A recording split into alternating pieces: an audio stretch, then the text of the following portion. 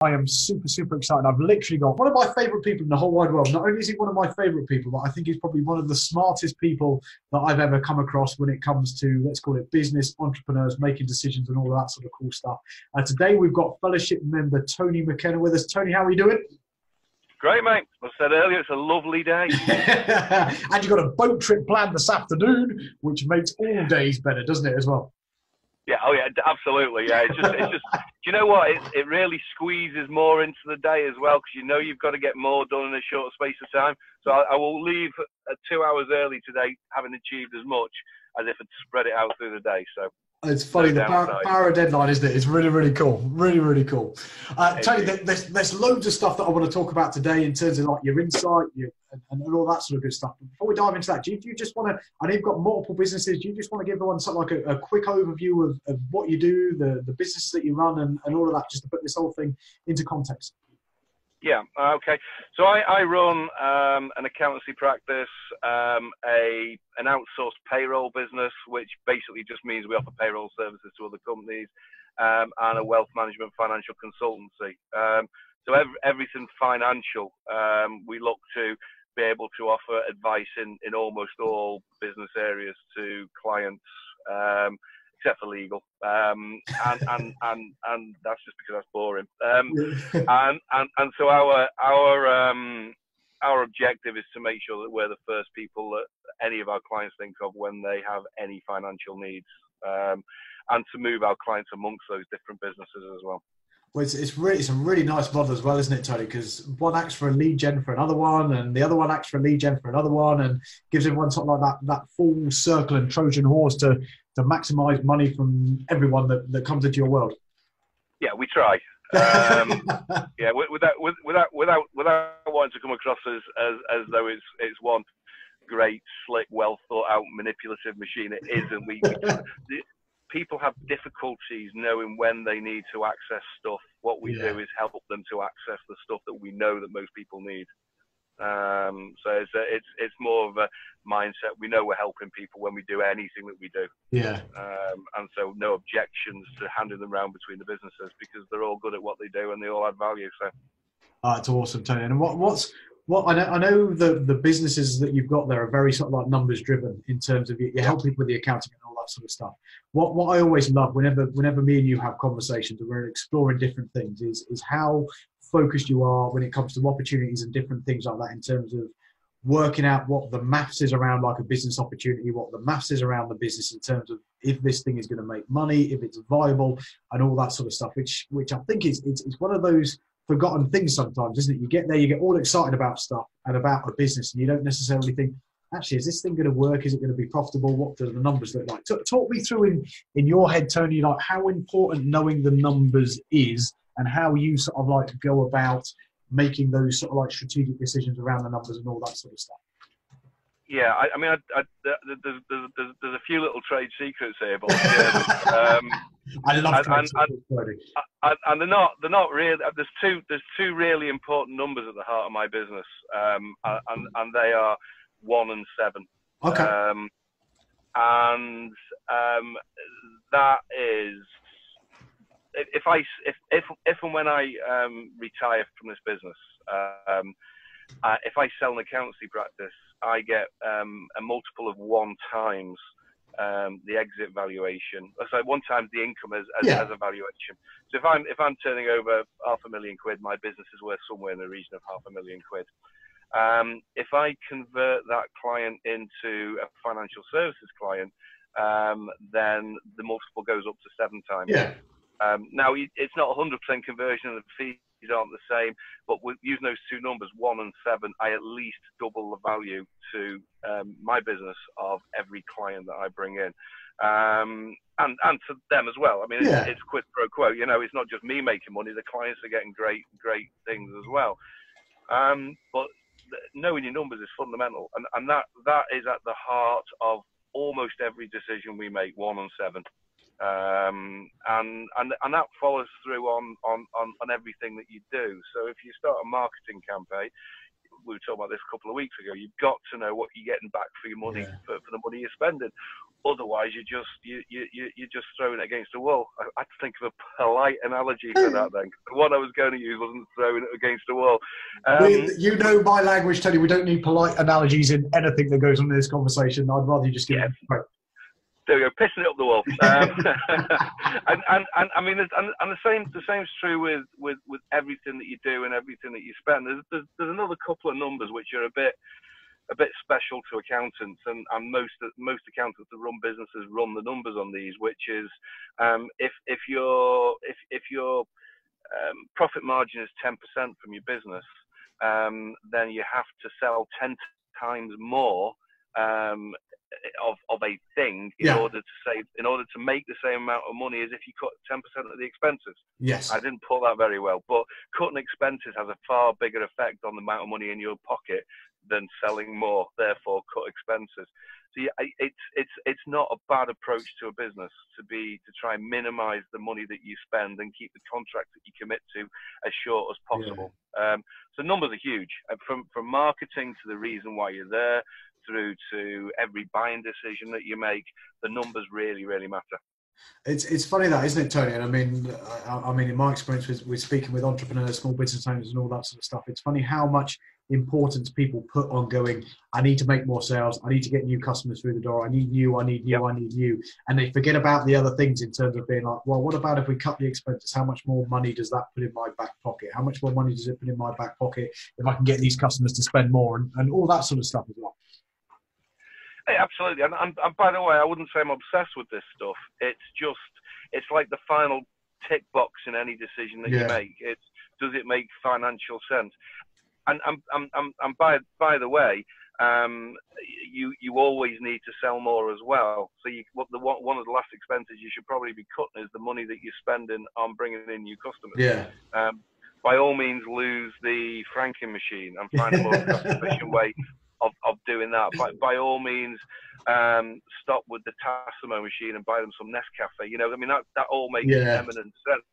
But don't start scaling back on bringing new clients in. Just make sure that you squeeze every ounce of value out of every penny you spend where possible. No, I love that. But I'm most definitely not the accountant that says, drive cutting expenses, cut those expenses, cut them. What I'm very, very much into selling more, growing the business, and trimming expenses where you can.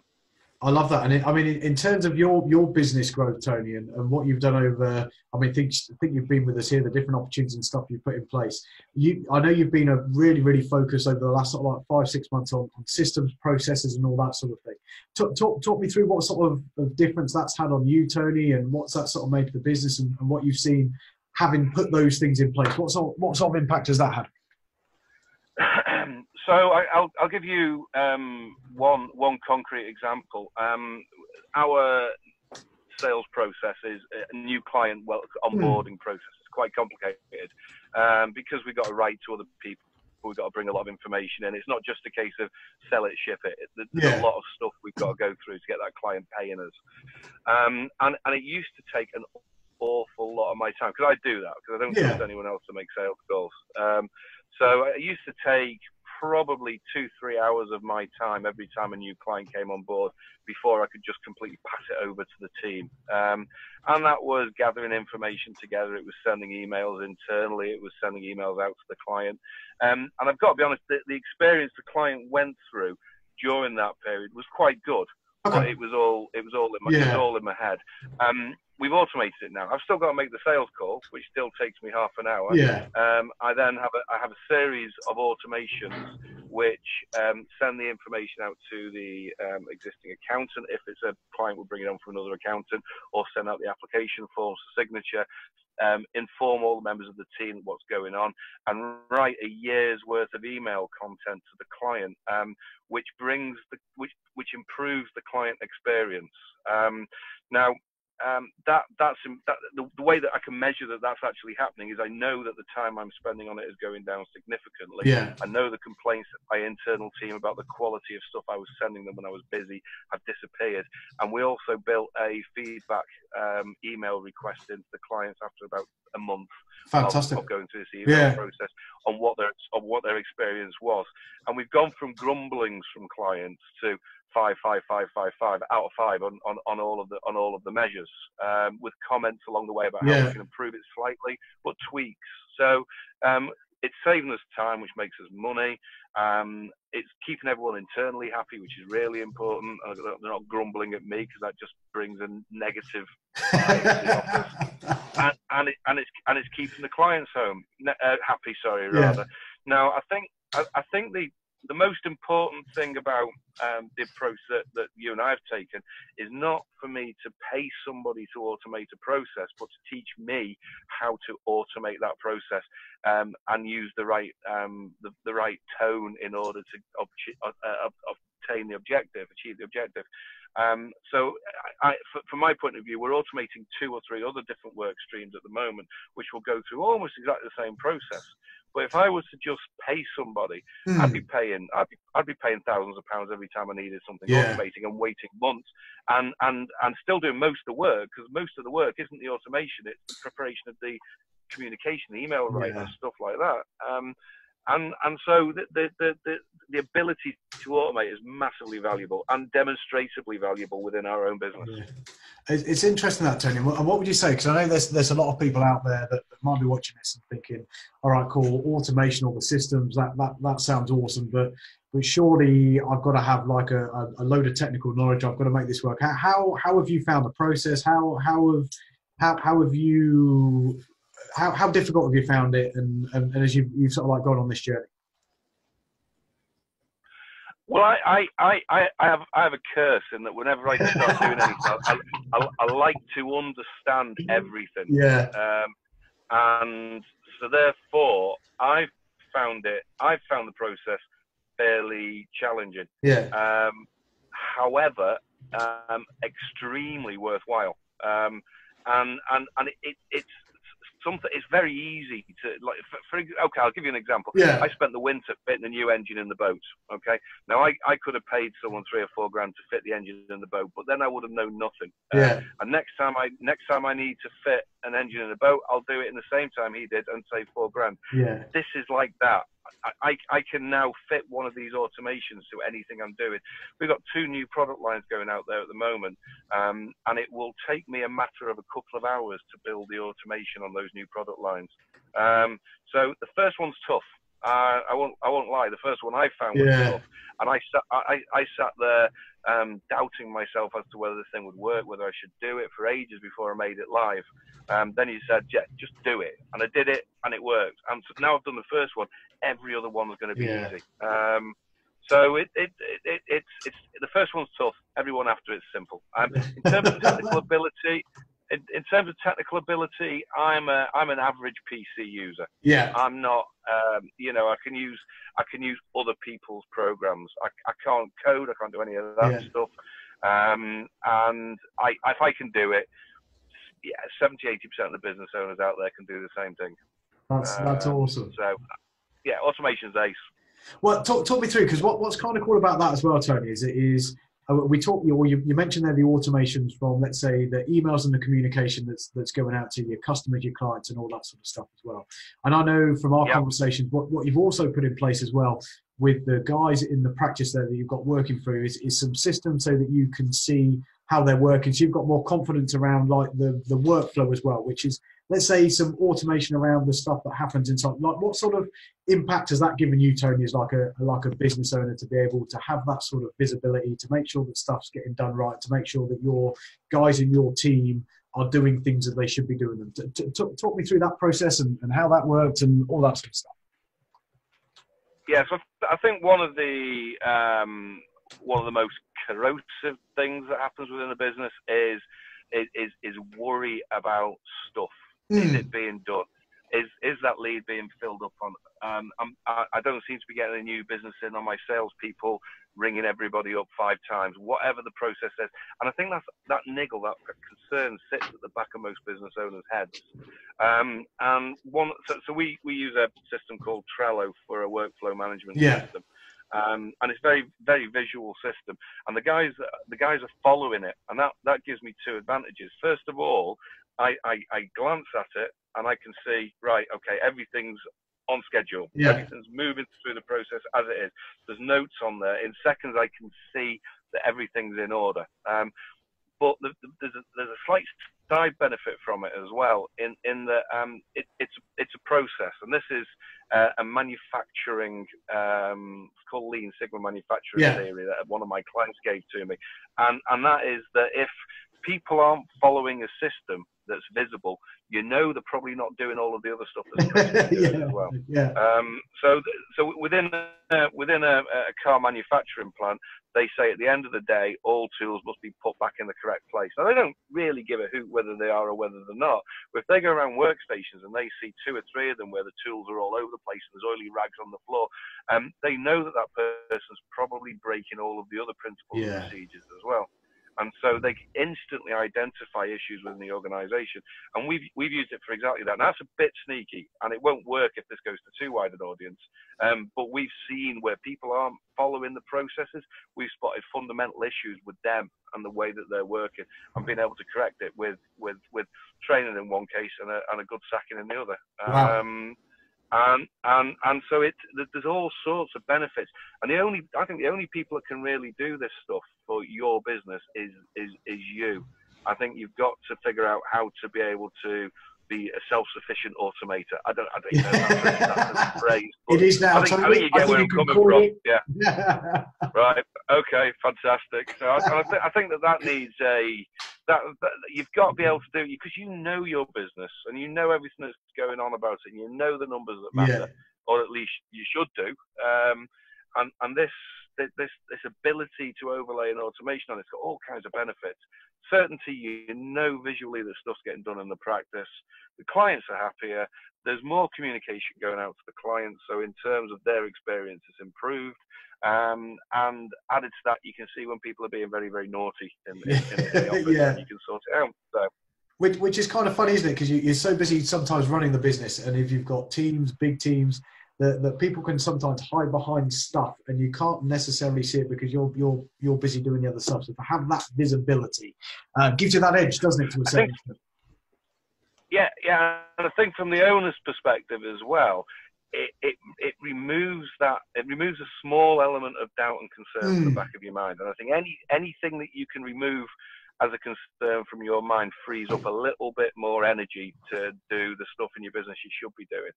And this actually, incidentally, I never really understood what it meant to be working on your business as opposed to in your business. I never really got it. I'd heard it loads of times, and I understand it, but I never got what people were doing when they did it.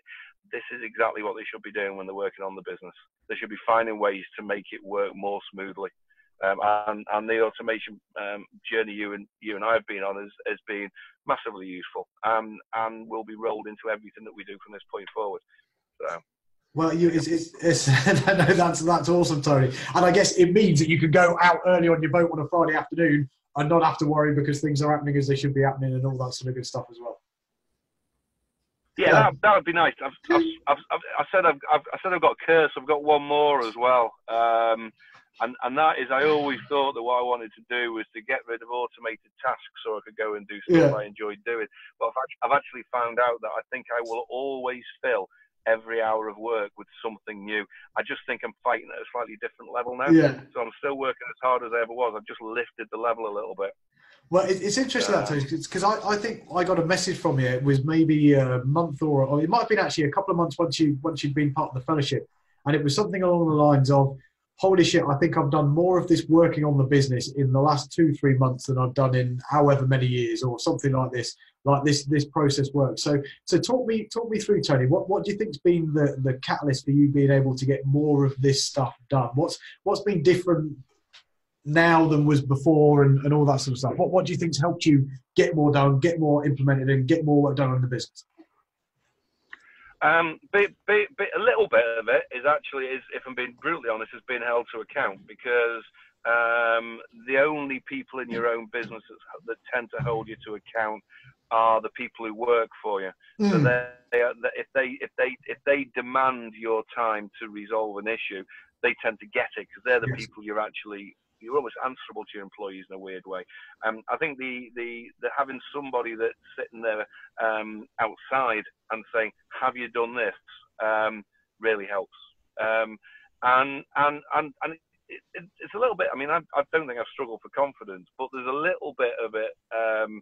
I think we're spoken to a lot by IT consultants and marketing gurus and all this stuff about the fact that there's an app out there that can solve this for you. Just use the app, everything will be right, or just take our SEO package and all will be well. And we tend to get rid of all of that stuff to people who don't know our businesses.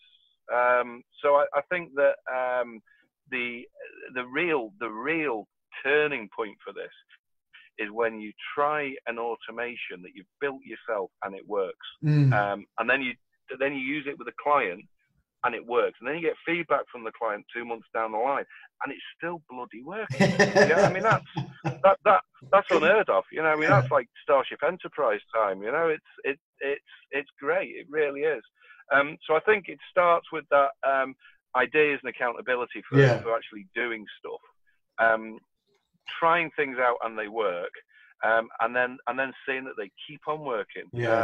So it's a journey. Lose the fear, do it, and then keep doing it when it starts working. And that's it for me. I mean, that's I don't do short answers. No, that's as short as I can do it. It's perfect, Tony. I think that accountability piece is a big one, isn't it? Because, like you say, sometimes as you're running a business, it doesn't matter whether it's just you or whether you've got 5, 10, 6, 20, 30 employees. That you're sort of alone to a certain extent, and you will sort of let yourself off the hook to a certain extent as well.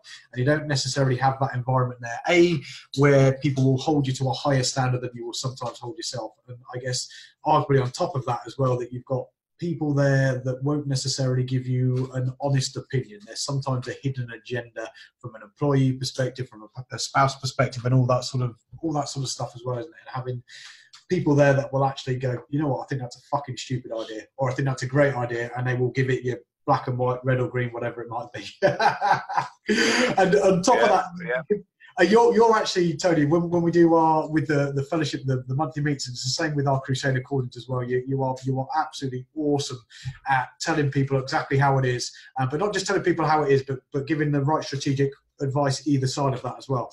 In your eyes, Tony, how important is it to have that sort of support network to level on top of that accountability, to have other people there that you can lean on, you can get support from, or that group dynamic? What are your sort of thoughts and opinions on that for people that are out there and going, I'm sort of cool, I can do this on my own? Yeah, so it's a lonely game, this game we play at times. There's no one going to pat you on the back and say, yeah, well done. Everything that you ask for an opinion or advice on seems to end up costing you money one way or the other. And it's sort of fairly difficult. I mean, if you take a typical network, I've done a little bit of networking in the past, there's a lot of fairly young, small businesses in there that might give you some guidance on what to do next. I think you need to find the right group of people who've been around the block a time or two, know what they're doing, and haven't got any axes to grind. And suddenly that advice and that ability to bounce ideas off other people who are sitting in the same seat as you are, massively valuable. Massively valuable. And incidentally, I tend to sit in a darkened room a lot of the time. Write the stuff and working on stuff. The ability to actually share your ideas with a room full of people who seem to listen and actually implement. I mean, we had one last week where I was talking to one of the guys on a call about service charters. And he came back to me and said, that service charter thing, so absolutely brilliant idea. We're doing it for our clients now. That A, gives you feedback that you're doing some stuff right, which is really good. B, actually gives you a little boost of confidence. I remember it a week or two later on. It's good stuff. People who've been where you're at and have got no axe to grind, helping you out and letting you run your ideas past them. Great. It's really, really useful. And at a level where that input is as good as it gets, because I know that some of the networking events have got a lot of plumbers and electricians and people who started up recently as IT consultants and stuff like that. And not that I can't learn from them, because I think, in my opinion, I can learn from anybody. But there is a higher level of input from the group, from the fellowship, than anything I've seen before. That's awesome, Tony. Like I said, I think that's helped by your input in that as well. I mean, you give some awesome advice around the table, and again, it's all part of that mix. Everyone being in it together, and everyone holding each other to a standard that you won't necessarily hold yourself to, which is really, really cool. And in terms of let's talk about like the next 12 months for you here, Tony. I mean, what are you excited about? What does that next 12 months look like for you? What's on the deck? What's on the horizon? And yeah, give us an insight in terms of the cool shit that's going on at your end. So we are going to be doubling in size in terms of fee income over the next 12 months. We've secured 2 introducers recently that have passed some test cases to us, which went through our system, the communication and feedback loops, the introducers, and they've now decided to use us exclusively. And that is in preference to one of the biggest players in our market, by the way. So where the business is going at the moment is to the single biggest player in the market that we fish in, and we are now their preferred preferred supplier. Now that is it is amazing. I mean, it's not enormous volumes. It's big enough for us to double in size. Yeah. But the most amazing thing for me is a large part of the delivery of that was from the systemization and the automation. Okay. It was from the fact that we tried it, we tested it, we used it. The clients loved it, as though it was some kind of genius IT somewhere with often they'd invented it. It wasn't. It was Tony with Charlie's guidance. You know, I mean, that's what it was. And all right, maybe you're the boffin mate. Maybe you're the person I'm thinking of. Alongside that, we've got 2 new businesses launching as well. And this is what I mean by I'm no less busy. I'm just competing at a different level. I've created the decks to give me enough headspace to do stuff like that well. So the next, that should be worth around about the same as our current practice value in terms of revenue. So we're going to double the core accountancy practice. We're going to have the same as the original half in fee income from the payroll stuff. And yeah, more of the same. So we will at least double over the next 12 months in size. And that should add around about, because a lot of our overheads are fixed and because we're automating a lot of the workload, that should more than double our profit margin. So more money in my pocket, more time sailing. I like to think actually probably more time doing the next big thing. But, and yeah, and a lot. It's weird how this happens because I can't put my thing on my finger. I can't put my finger on a single thing that happened over the last 12 months to get me where I'm at now. But I can trace it back to when I started, if that makes any sense at all. There's a whole host of stuff gone on, which has just meant my game's gone like that.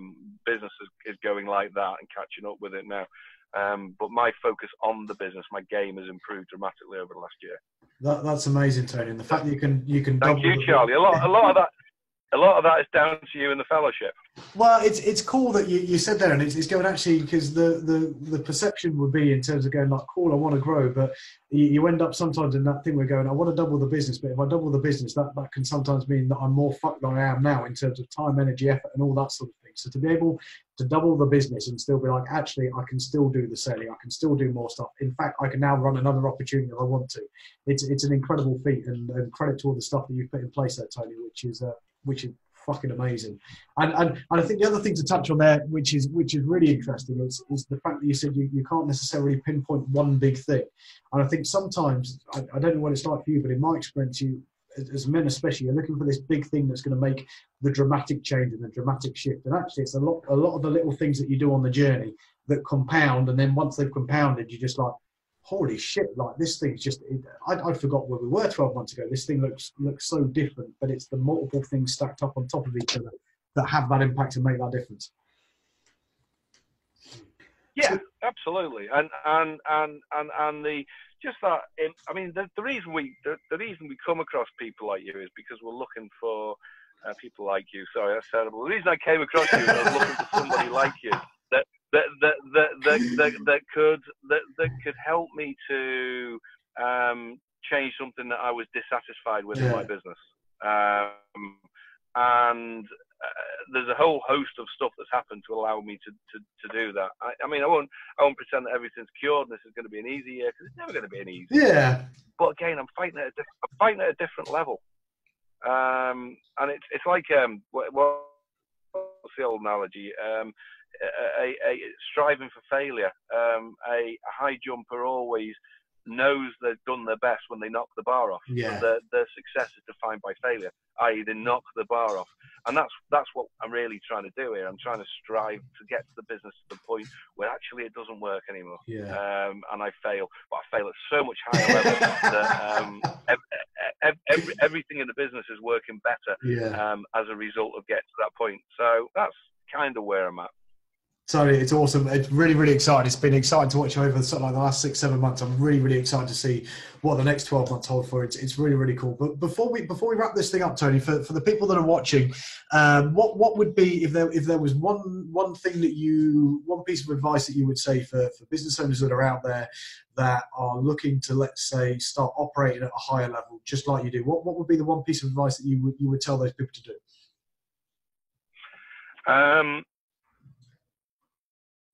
Ruthlessly figure out what you don't need to be involved in on a day-to-day basis and doesn't add any value to your business, and automate it wherever you possibly can, and make sure you find the time. Close the door, turn the phone off, ignore your team for a few hours, and figure out what you can get rid of off your desk. I think that businesses you run for yourself tend to consume your productive time with niff-naff and trivia. You need to figure out what makes you money and do more of that, and automate everything else where you possibly can. Focus on what makes you money, get rid of everything else. However you do it, get rid of it. Tony, that's fucking awesome. An absolute sterling advice there, my friend. Well, what I'm going to do, I know you have got, I say, a boat to catch. It's your own boat that you're going out on, and I'm looking forward to that be a bigger boat in 12 months' time. So, Tony, it's been great having you on today. There's been some absolute gold that you've shared in terms of all of the stuff that you've been through. Really, really appreciate your time, my friend. Can't wait to be catching up with you next week. So, Tony, have a great day today. Enjoy the sunshine, enjoy the boat, and it's been awesome having you on and talking through all of that good stuff. Thanks, Charlie. Have a lovely weekend, mate. Enjoy the sunshine. Yeah, you too. Cheers, Tony.